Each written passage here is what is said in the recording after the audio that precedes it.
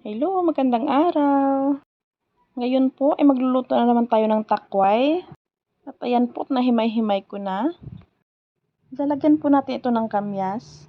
Simpleng ulam lang po ito, bagoong lang po ang ihahalo natin. At ito po, at igisa na natin siya sa bawang, and then sibuyas, at kamatis. At ilalagay na natin yung ating bagoong.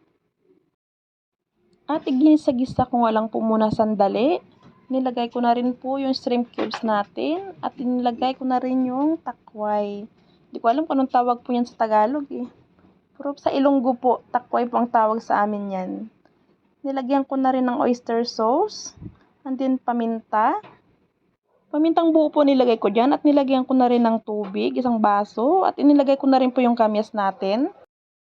At ayan, after 10 minutes, luto na po yung adobong takway natin. At tsaran, luto na po. Kain po tayo.